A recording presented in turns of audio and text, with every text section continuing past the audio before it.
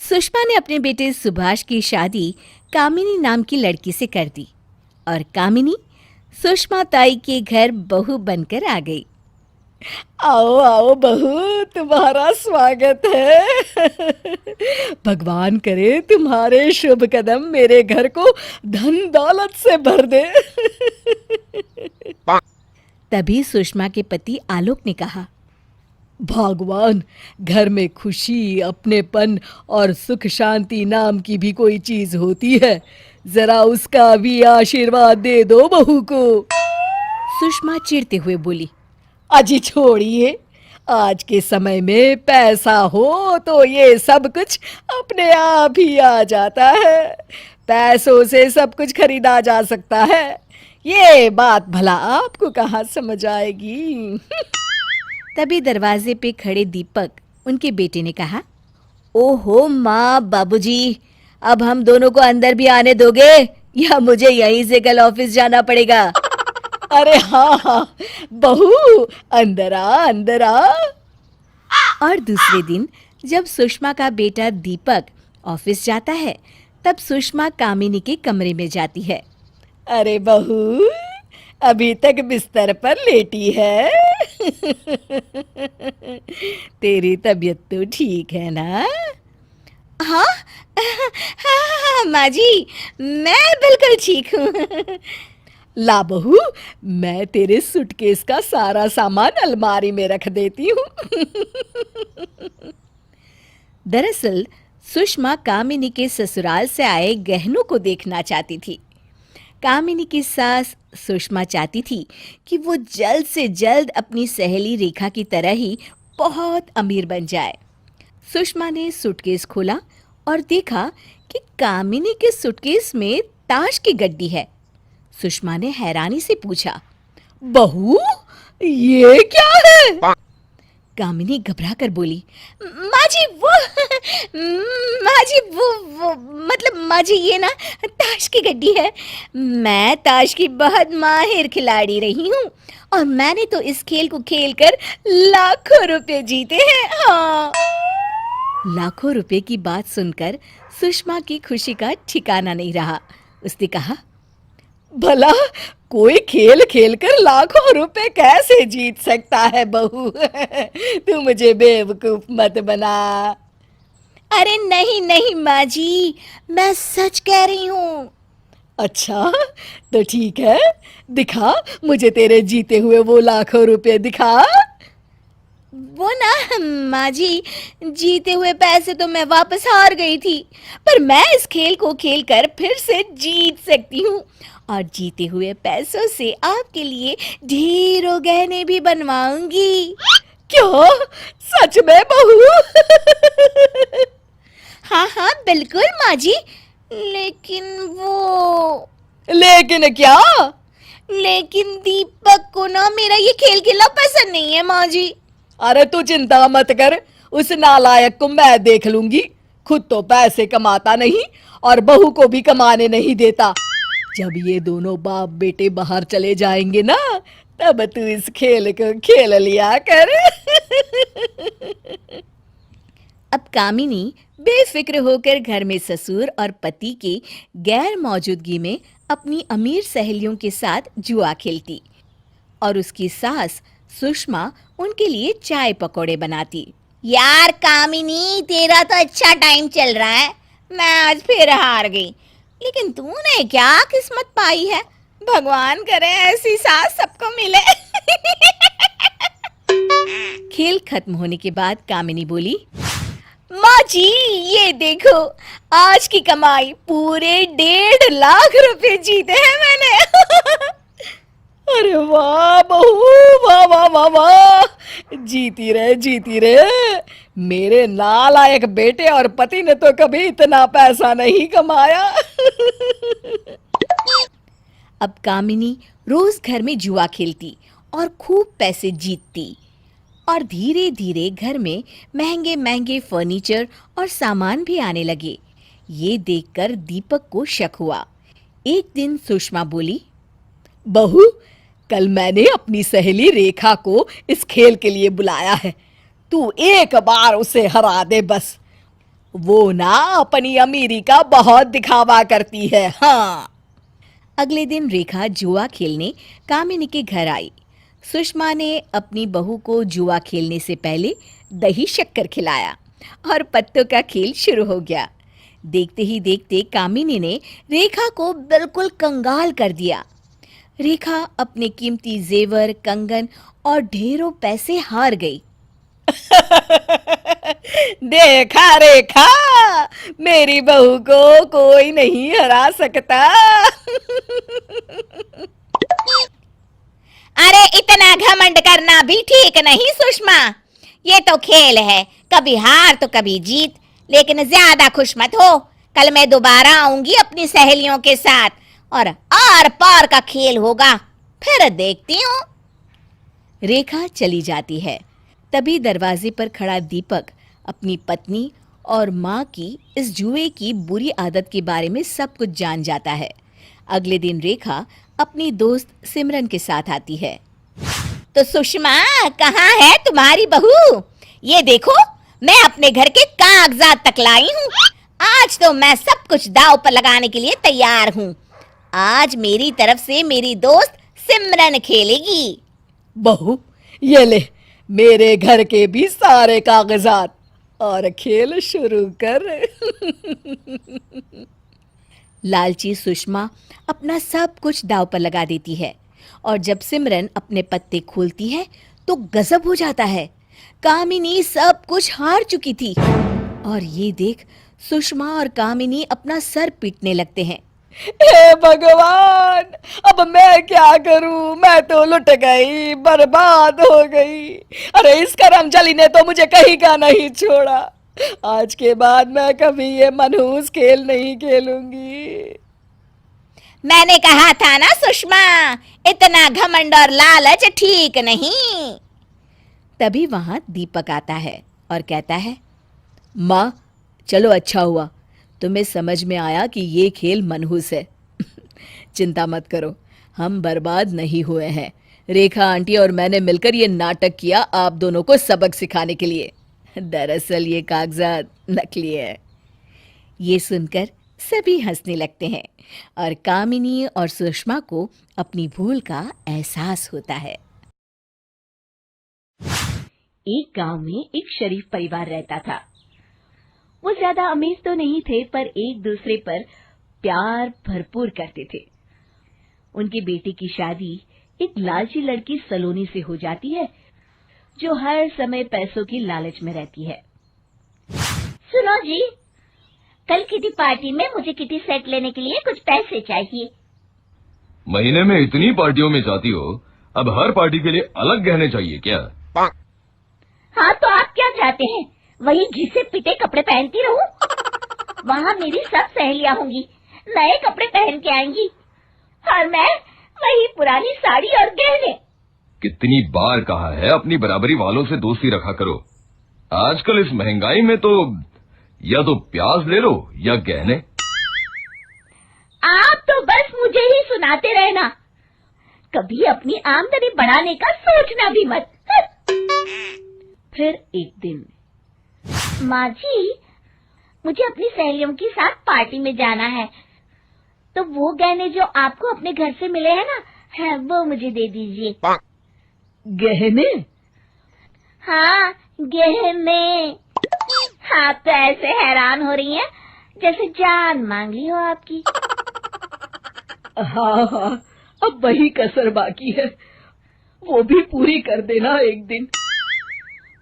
आप ना ज्यादा मत बोलिए। एक तो ऐसा लड़का गले बांधा है जो अपनी पत्नी को ढंग के गहने भी नहीं लाके दे सकता। अरे अब तक तो अपने दहेज के कपड़े और गहने पहन के काम चला रही हूँ और ऊपर से आपके ताने भी सुनो। हमारे जमाने में बहुएं अपनी सास को गहने रखने को देती थी और ये बहू अपनी सास से गहने मांगने लगी। क्या जमाना आ गया है। सलोनी के इस लालची बर्ताव से सब घर वाले परेशान थे कि तभी सलोनी की दोस्त शिल्पा घर में आती है। कहने को तो शिल्पा भी अमीर घराने की बहू थी, मगर बहुत ही सुलझी हुई और समझदार थी। नमस्ते माँ जी, सलोनी घर में है? नहीं बेटा, वो तो अपनी सहेलियों के साथ पार्टी में गई है। ओहो, अच्छा। क्या हुआ माँ जी, आप बड़ी उदास लग रही हैं। क्या बताऊं बेटा, सलोनी के नखरे दिन ब दिन बढ़ते ही जा रहे हैं। नखरे? कैसे नखरे माँ जी? बस यही, कभी नए गहने चाहिए, कभी नए कपड़े। अब तू तो घर के हालात जानती है ना, मुश्किल से मुकुल कमा के लाता है और ये सब इधर उधर ऐसे ही उड़ा देती है। घर में तो कोई ध्यान ही नहीं है इसका। अरे तू ही बता, ज्यादा जरूरी क्या है, रोटी या फिर ये सब दिखावट का सामान है? जरूरी तो रोटी ही है माँ जी, मगर ये बात सलोनी को अच्छे से समझानी होगी। अच्छा, वो कैसे? अब मैं जैसा कहती हूँ आपको वैसा ही करना होगा, फिर देखिएगा सलोनी कैसे लाइन पर आती है। अगले ही दिन शिल्पा अपने घर से बहुत सारे कपड़े, हीरे और जवेरात सलोनी की सास को देती है और उनके घर से सब अनाज, बिस्तर, बर्तन अपने घर ले आती है। जब सलोनी अपनी सहेलियों से गप्पे लड़ाकर घर वापस आती है तो अपनी अलमारी में इतने सारे गहने और कपड़े देखकर उसकी आंखें फटी की फटी रह जाती है। माँ जी, ये इतना सारा सोना और इतने सुंदर कपड़े, ये सब कहाँ से आए माँ जी? ये सब तेरे लिए तो है बहू, जा जी ले अपनी जिंदगी। सलोनी एक सुंदर सी साड़ी और खूब सारे गहने पहनकर घर में घूमने लगती है। कुछ देर बाद वो रसोई में पानी पीने के लिए जाती है तो देखती है कि पानी की बोतल्स खाली है। इतना ही नहीं, घर के राशन की जगह बर्तनों में सोना और चांदी भरा हुआ है। अरे माँ जी, हमारे घर का राशन कहाँ गया? कौन सा राशन बहू? हमारे बर्तन, राशन, इतना सारा फर्नीचर, कुछ भी तो नहीं है माँ जी। अरे बहू, कितनी भोली है तू, मैंने सब बेच दिया और तेरे गहने ले लिए। अब जितने चाहिए उतने पहन, बदल बदल के पहन और बता अपनी सहेलियों को कि कितनी अमीर है तू। मगर माँ जी, जिंदा रहने के लिए तो अनाज खाना पड़ेगा ना। इतने में ही शिल्पा उनके घर आ जाती है। तो जब ये बात माँ जी तुझे समझा रही थी तो तेरी अकल क्या घास चरने को निकली थी? देख सलोनी, अपनी इच्छाएं किसी और पे थोपना अच्छी बात नहीं है। और अगर तुझे लगता है कि मुकुल के तनख्वाह में तेरा गुजारा नहीं चलता तो खुद काम करना चालू कर दे। इससे पैसे भी आ जाएंगी और तेरी जरूरतों का खर्चा भी निकल जाएगा। सलोनी को अपनी गलती का एहसास होता है। तुम सही कह रही हो शिल्पा। और सासू माँ, मुझे माफ कर दीजिए, मुझे आपके प्यार को पैसे से नहीं तोलना चाहिए था और आपकी भावनाओं की कदर करनी चाहिए थी। माफी की तो कोई बात नहीं है बहू, अब सोना ही पका और सोना ही खा। ये बोलकर दोनों आपस में हंसने लगती हैं।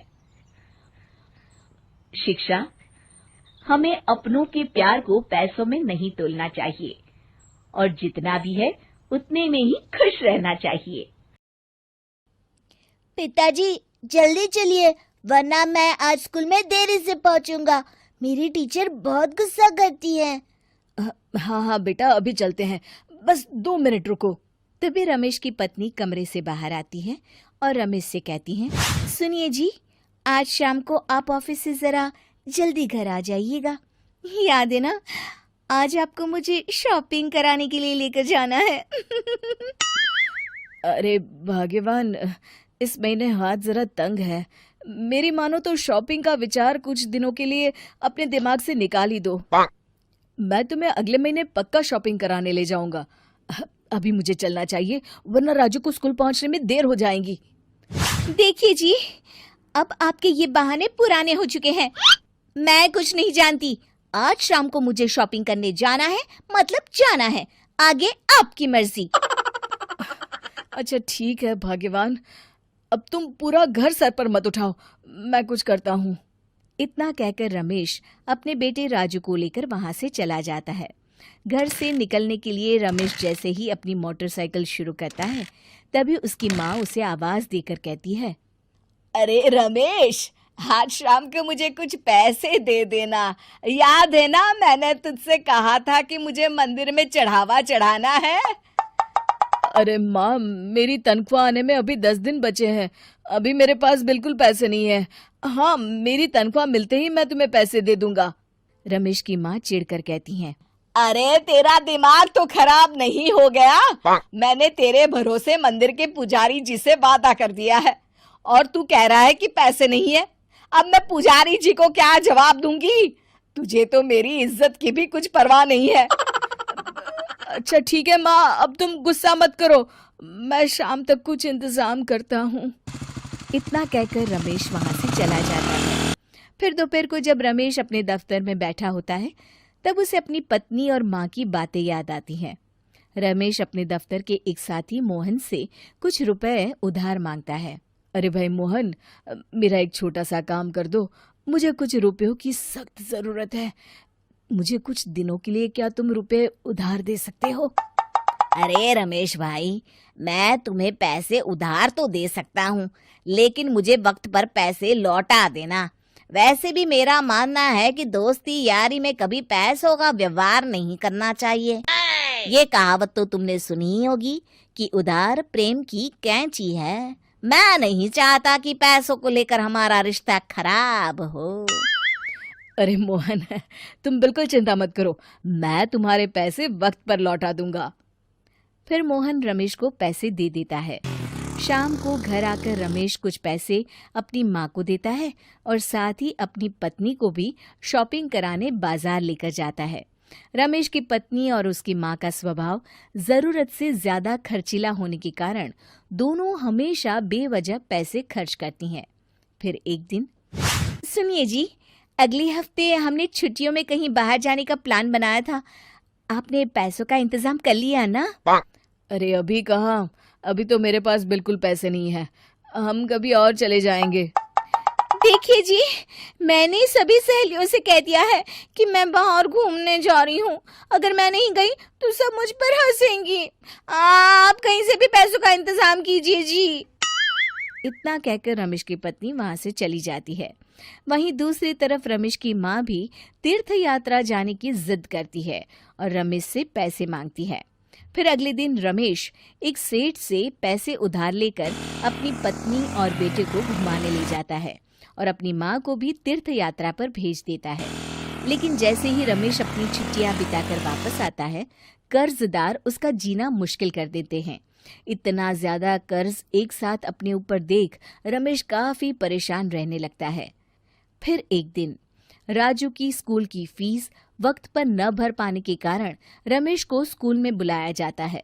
स्कूल के प्रिंसिपल साहब रमेश को सख्त हिदायत देते हैं कि अगर वक्त पर स्कूल की फीस नहीं भरी गई तो उनके बेटे का नाम स्कूल से काट दिया जाएगा। अपने बेटे की स्कूल की फीस भरने के लिए रमेश अपने दोस्त गिरधारी से कुछ पैसे उधार ले लेता है और स्कूल की फीस भर देता है।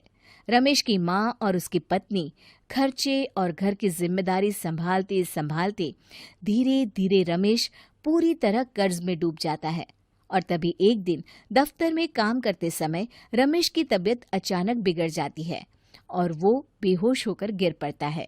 उसे जल्दी से पास के एक अस्पताल में भर्ती कराया जाता है। रमेश के घर वालों को ये बात पता चल जाती है तो वे सभी अस्पताल पहुंचते हैं। अस्पताल के डॉक्टर साहब उन्हें बताते हैं, देखिए, देर रात तक जागने और जरूरत से ज्यादा काम करने की वजह से इन्हें चक्कर आ गया था। बेहतर यही होगा कि इन्हें कुछ दिनों के लिए पूरी तरह आराम करने दिया जाए। रमेश की हालत देखकर उसके बेटे राजू को बहुत गुस्सा आता है और वो अपनी दादी और माँ से कहता है, माँ, दादी, मैं इतना छोटा हूँ, फिर भी मैं इतना समझता हूँ कि पिताजी दिन रात दफ्तर में काम करके पैसे कमाते हैं। पिताजी अकेला पूरा घर संभालते हैं और आप दोनों अपने फिजूल के खर्चों के लिए उन पर दबाव डालते रहते हैं। आज पिताजी की हालत के जिम्मेदार तो आप दोनों हैं। राजू की समझदारी भरी बातें सुनकर रमेश की माँ और पत्नी को अपनी गलती का एहसास होता है और दोनों की आंखों में आंसू आ जाते हैं। फिर कुछ दिनों के बाद रमेश की तबीयत एकदम अच्छी हो जाती है और वो पहले की तरह अपने काम पर जाने लगता है। रमेश की माँ और पत्नी अब उसे किसी प्रकार की कोई तकलीफ नहीं देते और ना ही उससे किसी चीज की मांग करते हैं। फिर देखते ही देखते रमेश अपने कर्ज के सारे पैसे चुका देता है। उसकी जिंदगी पहले की तरह अच्छी हो जाती है और वो अपने परिवार के साथ खुशी खुशी रहने लगता है। शिक्षा, हमारे रिश्ते एक तराजू की तरह होते हैं जिसकी दोनों ओर जिम्मेदारी और समझदारी का वजन बराबर होना चाहिए। नेहा अपने मायके से कुछ दिन बिताकर ससुराल आती है। आ गई महारानी, आराम फरमा के। अरे तेरी माँ ने कुछ दिया भी है या यूं ही खाली हाथ भेज दिया? माँ ने तो बहुत कहा था माँ जी, मैं ही कुछ लेकर नहीं आई। क्यों? माँ जी, आप कैसी बातें कर रही हैं? मेरी शादी को 5 साल हो गए। आखिर मेरे माँ बाप कब तक यूं ही देते रहेंगे? हमारे यहाँ लड़की का खाली हाथ आना अपशगुन होता है। कहते हैं लड़की की माँ बीमार हो जाती है। बस करिए माँ जी, ये सब आप क्या कह रही हैं? जो बड़ों से सुना है वही तो बता रही हूँ। चुपचाप अपनी माँ से 5,000 रुपए मंगवा ले, वरना ऐसे अपशगुन का बुरा परिणाम भुगतना पड़ेगा। नेहा अपनी माँ से अपनी सास के बैंक अकाउंट में 5,000 डलवा देती है। अरे सुन, कल दिवाली है, अपनी माँ से मिठाई के लिए 1,000 रुपया मंगवा ले। अब क्या त्योहार पर तेरे घर से मिठाई भी नहीं आएगी? अरे सुन, कल मेरा जन्मदिन है, अपने घर से 1,000 मंगवा ले। इस बार तो मैं तेरे मायके के झुमके ही पहनूंगी। अरे सुनती है? अरे सुन, कल होली है, अपने भाई से कह के हम सब लोगों के कपड़े खरीदने के लिए पैसे भिजवा दे। कुछ दिनों बाद, अरे सुन, कल करवा चौथ है, करवा चौथ पर तो सास बहू दोनों की साड़ी बहू के मायके से ही आती है, ध्यान है ना? अपनी माँ से कह दे के 2,000 रुपए भिजवा दे। माँ जी, ऐसे रोज रोज?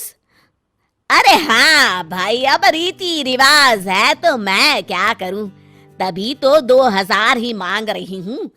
कोई सस्ती सी साड़ी ले आऊंगी। भाई तेरा करवा चौथ तभी सफल होगा जब तेरे मायके से पैसे आएंगे। नेहा रोती हुई वहां से चली जाती है। रमा आए दिन ऐसे कोई ना कोई बहाना बनाकर नेहा के माँ बाप से पैसे मंगवाती रहती है। देखो राहुल, आज फिर माँ जी ने मेरे घर से पैसे मंगवाए। कुछ जरूरी रिवाज होगा तभी माँ ने मंगवाए होंगे। राहुल, आप भी? अरे ऐसे रीति रिवाज किस काम के कि लड़की के माँ बाप अपनी बेटी भी दे और जिंदगी भर कोई कर्जा भी चुकाते रहे। देखो नेहा, तुम जानो और माँ जाने, मुझे बीच में मत लाओ। मुझे ही कुछ करना पड़ेगा। आखिर मैं अपने घर वालों पर कब तक इन लोगों की मांगों का बोझ डालती रहूंगी। अगली सुबह, माँ जी, मेरे भैया को बेटा हुआ था ना, जय? हाँ हाँ, तब से ही देख रही हूँ, तेरी माँ को बड़ा घमंड आ गया है। ओफो, वो सब छोड़िए माँ जी, 2 दिन बाद जय का पहला जन्मदिन है। अच्छा, तो हमारे लिए क्या क्या तोहफे आएंगे? हे भगवान, नहीं माँ जी, मेरे मायके में प्रथा है, बच्चे के पहले जन्मदिन पर बुआ सोने का झूला लाती है। सोने का झूला? अरे तेरा दिमाग तो ठीक है। अरे एक सोने का झूला खरीदने में तेरे सारे गहने बिक जाएंगे। वो तो है माँ जी, पर वो झूला बुआ की सास की तरफ से होता है। भाई तेरा, भतीजा तेरा, झूला मैं क्यों दूं? रिवाज माँ जी, रिवाज। अगर आपने झूला नहीं दिलवाया तो कुछ ही दिनों में आप भगवान को प्यारी हो जाएंगी। ये कहकर नेहा जोर जोर से रोने का नाटक करती है। माँ जी, मेरी प्यारी माँ जी।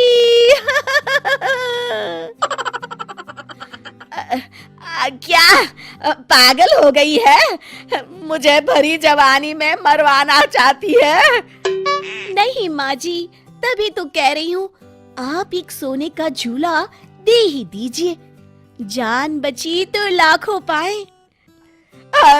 यहाँ तो जान बचाने के लिए लाखों गंवाने पड़ रहे हैं। सोच लीजिए माँ जी, आपका मन ना हो तो रहने दीजिए।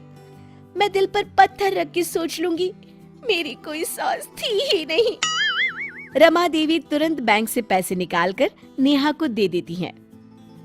जा, अपने मायके जाके मेरी तरफ से सोने का झूला दिया। अभी तो मेरे पूरे बाल भी सफेद नहीं हुए और मुझे मारने पर तुली है। आप भी ना माँ जी, क्या क्या कहती रहती हैं। ठीक है, मैं आज ही चली जाती हूँ। अरे नेहा, तुम कहाँ जाने की तैयारी कर रही हो? और ये माँ क्यों रो रही है? आज उनका बैंक अकाउंट खाली जो हो गया है। मतलब? तेरे की, जाने दो भाई, तुम जानो, तुम्हारी सास जाने। सब रीति रिवाजों का चक्कर है। अरे छोड़िए जी, ये तो मेरे और माँ जी के बीच की बात है। ये लो माँ, मेरी तरफ से जय के लिए कुछ पैसे, आप जो ठीक समझे ले लीजिएगा। अरे नहीं नहीं बेटा, इतने सारे पैसे हम तुझसे नहीं ले सकते। क्यों माँ, आप तो हमेशा ही देती हैं, मुझे तो पहली बार मौका मिला है।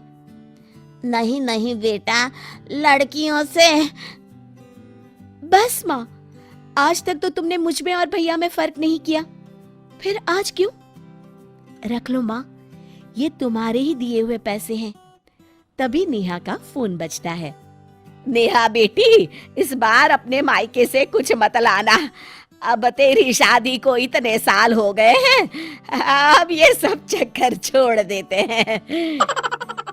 अरे पर माँ जी, अब शगुन। अरे गोली मार ये शगुन अपशगुन को, इनके चक्कर में यहाँ दीवाला निकला जा रहा है। ठीक है माँ जी। शिक्षा, हमें दूसरों से उतनी ही उम्मीद करनी चाहिए जितना हम खुद दूसरों के लिए कर सकते हैं। लालची सास। राजू और रमेश बचपन के दोस्त थे और आज बहुत सालों बाद वो मिले। अबे रमेश, तुझे बेटी हुई है और तू अब जाके बता रहा है? तू तो जानता है राजू, बेटी हुई है, उसकी शादी, दहेज का खर्चा, इन सब बातों की मुझे बहुत चिंता हो रही है। क्या बात कर रहा है दोस्त, आज के जमाने में ऐसी बातें?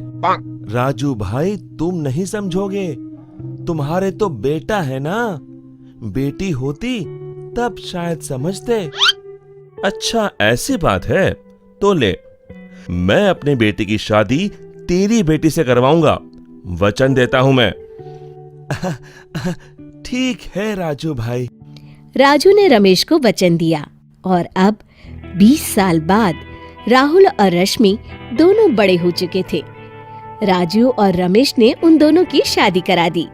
शादी के बाद रश्मि अपने ससुराल आ गई। ये तुम्हारा ही घर है? हाँ हाँ, और तू हमारी बहू नहीं, बेटी है आज से। जी माँ जी। कुछ समय बाद रश्मि के पति राहुल को विदेश जाना पड़ता है काम के लिए। जब राहुल विदेश के लिए रवाना हो जाता है, तब सुधा का व्यवहार रश्मि के लिए कुछ बदल सा जाता है। सुबह रसोई में रश्मि काम कर रही थी, तब माँ जी, आज खाने के साथ हलवा बना लूं क्या? क्यों भाई, देसी घी क्या तू अपने साथ दहेज में लाई थी? पर माँ जी, मैंने सोचा कि आज पूजा में भोग लगा देते हैं, तो इसीलिए कह रही थी। इतना ही पूजा के भोग के बारे में सोचती है तो क्यों ना अपने बाप से देसी घी के कनस्तर मंगा ले, हैं? रश्मि वहां से चली जाती है और अपने कमरे में आकर एसी चलाकर बैठ जाती है। तभी सुधा वहां आ जाती है। अरे ओ राजकुमारी, बिजली का बिल क्या तेरा बाप भरेगा? जी माँ जी, गर्मी बहुत है। काम की न काज की, दुश्मन अनाज की। चल जल्दी से उठ और बाथरूम में कितने कपड़े पड़े हैं धोने के लिए, उन्हें धो दे। यहाँ काम चोरों की तरह पड़ी मत रहे। इसी तरह रश्मि की सास रोज उसे ताने मारती और रश्मि मन ही मन उदास हो जाती। एक शाम रश्मि कपड़े धो रही थी और कुछ समय बाद सुधा वहां आ जाती है। माँ जी, आप यहाँ? अरे करम जली, इतना साबुन क्यों इस्तेमाल कर रही है? यहाँ कोई मुफ्त में नहीं आया है। जी, मैंने तो केवल 1 चम्मच पाउडर ही डाला है। मुझसे जबान लड़ाती है, रुक तुझे मैं अभी बताती हूँ। जैसे ही सुधा रश्मि की तरफ बढ़ती है, सुधा का पैर फिसल जाता है और वो जमीन पर गिर जाती है। हे भगवान, इस काम चोर ने तो मुझे गिरा दिया। जब से आई है मनुष्यती फैला रखी है। हाय मर गई, मार डाला इस करमचली ने तो मुझे। हाय हाय। अरे माँ जी, आप गिर गई।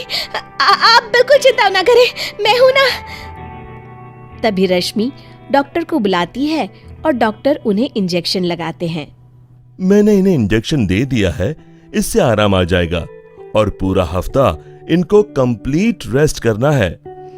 जी डॉक्टर साहब। इतना कह के डॉक्टर चले जाते हैं और रश्मि दिन रात एक कर अपनी सास की सेवा करती है। उसी रात सुधा को होश आता है तो वो देखती है कि राजू सामने खड़ा है। अरे भाग्यवान, ये कैसे हुआ? मुझसे क्या पूछ रहे हो? अपनी लाडली बहू से पूछो। सुधा, तुम उसके साथ ऐसा व्यवहार क्यों करती हो? तुम्हें पता है, जब रश्मि तुम्हें कमरे में लेकर आई थी, तुम बेहोश हो गई थी और रश्मि ने फिर डॉक्टर को बुलाया और पूरा दिन तुम्हारी सेवा की, बिना कुछ खाए पिए, और यहाँ से एक पल के लिए भी हिली नहीं है वो। तभी रश्मि भी कमरे में आती है। लीजिए माँ जी, आपकी दवाई, इसे खा लीजिए, इससे आप जल्दी ही ठीक हो जाएंगी। रश्मि बेटा, मुझे माफ कर दो, मैं तुम्हें हमेशा ताने मारती रहती हूँ। नहीं माँ जी, ऐसा नहीं है, आप तो मेरी माँ की तरह हैं। और इसी तरह सभी फिर से खुशी खुशी रहने लगते हैं। शिक्षा, हमें कभी लालच नहीं करना चाहिए और हमेशा अपनों से अच्छा बर्ताव करना चाहिए। दोस्तों, हमें उम्मीद है कि आपको हमारी ये कहानी पसंद आई होगी। कृपया हमारे चैनल को सब्सक्राइब करें और सभी अपडेट्स के लिए बेल आइकन जरूर दबाएं। और हाँ, वीडियो लाइक और शेयर करना मत भूलिएगा। Bye bye.